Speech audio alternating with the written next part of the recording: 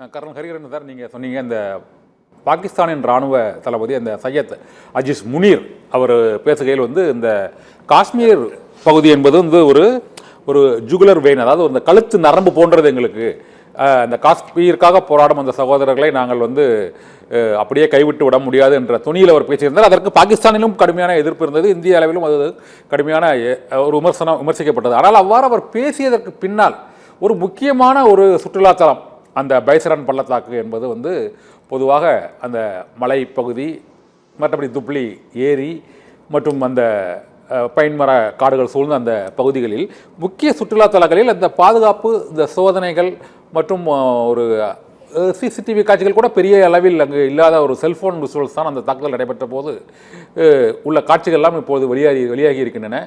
நேற்று மாலை அங்கு தாக்குதல் நடைபெற்று இப்போது வரை அந்த தாக்குதல் நடத்தியவர்களை பிடிக்க முடியாத ஒரு சூழ்நிலையை தான் நிலவுகிறது. புகைப்படங்கள் தான் வெளியிடப்பட்டிருக்கின்றன. இந்த அளவுக்கு ஒரு செக்யூரிட்டி லேப்ஸ், உளவுத்துறை தோல்வி அப்படிங்கிறது என்ன காரணம் நினைக்கிறீங்க சார்? இதுதான் பிரச்சனையே. தீவிரவாதத்திற்கும் நேரடி போருக்கும் இதுதான் வித்தியாசம். முன்னால அனௌன்ஸ் பண்ணிட்டு வர முடியாது அந்த 4 பேர். இராணுவத்தில் மறைமுகமாக செயல்பாடு அங்க ஏற்கனவே 12 கேம்ப் இருக்குது அந்த பார்டர் அக்ராஸ் அந்த பார்டர். அந்த 12 கேம்ப் ஆக்டிவா இருக்குதுன்னு சில நாட்களுக்கு முன்னால் தான் செய்தி வந்தது. அதாவது இந்த பனிப்பொழிவு தீர்ந்து அந்த மீண்டும் வெய்யக்காலம் வரும்போது ஆக்டிவா அவங்க அக்ராஸ் த பார்டர் வர முடியும். அதற்கு தயார் நிலையில் இருப்பதாக செய்தி வந்தது. இது 100% நீங்க பார்க்க முடியாது. அதனால் வெவ்வேறு முறைகள் ஃபாலோ பண்றாங்க எல்லையில். முக்கியமா பாத்தீங்கன்னா சென்சார்ஸ் யூஸ் பண்றாங்க. அதாவது ரேடியோ கம்யூனிகேஷன், மொபைல் கம்யூனிகேஷன், வானத்திலிருந்து கண்டினியூஸா புகைப்படம் எடுப்பது மற்றும் ட்ரோன்களை அவ்வப்போது யூஸ் பண்ணி அது அந்த ஆக்டிவிட்டி இருக்குதா, இந்த மாதிரி தொடர்ந்து நடக்குது. அங்க ஒருங்கிணைந்து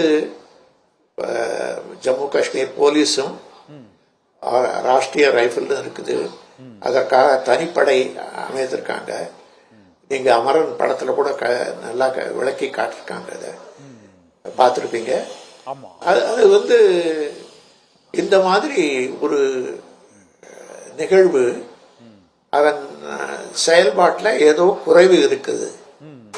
அது எங்கே இருப்பது என்பதை இப்போ நேஷனல் என்ஐஏ ஆய்வு செய்துட்டு இருப்பாங்க. ஏற்கனவே என்ஐஏ டீம் வந்திருக்குது அந்த பஹல்காம்ல. நீங்க முக்கியமா இது பாத்தீங்கன்னா இந்த இடம் நடந்தது, அந்த இடம் கால்நடையாத்தான் போனோம், இல்லைன்னா போனி யூஸ் பண்ணி போவாங்க. அது கொஞ்சம் தள்ளி இருக்குது பஹல்காம்ல இருந்து. அதை சுற்றி இருப்பது பாத்தீங்கன்னா அந்த புல்வெளிக்கு இமயமலை சாரை, அந்த பைன்மர காடுகள், அந்த புல்வெளி எப்படி இருக்கு, அந்த மலையும் வனப்பகுதியுமா தான் தெரியுது சுற்றியே. பைன் காடுகள் இருக்குது. பைன் காடுல ஒளிஞ்சிருக்கிறவன ரொம்ப கஷ்டம் நீங்க தேடுவது. பைன் மரங்கள் சூழ்ந்த இடத்துல நான் பார்த்திருக்கேன், காஷ்மீர்லயே பார்த்திருக்கேன், மற்றும் நம்ம வடகிழக்குலையும் பார்த்திருக்கேன், சிக்கிம்ல பார்த்திருக்கேன். பைன் காடுகள் இருக்கிறதுல எளிதாக கண்டுபிடிக்க முடியாது மனிதர்கள் ஒளிந்திருந்தால். இந்த ட்ரோன் டெக்னாலஜிலாம் வந்திருக்கல சார், நிறைய ட்ரோன் டெக்னாலஜி, மற்றபடி அந்த குளோபல் பொசிஷனிங் மேட்ச், அந்த செல்ஃபோன், அந்த ஒளியலைகள்லாம் கண்டுபிடிக்கக்கூடிய நவீன சாதனங்கள்லாம் நிறைய வந்திருக்குது. அந்த இடத்துல அதை ஏன் பயன்படுத்த முடியலையா, அந்த பனிப்பொழிவு காரணமா?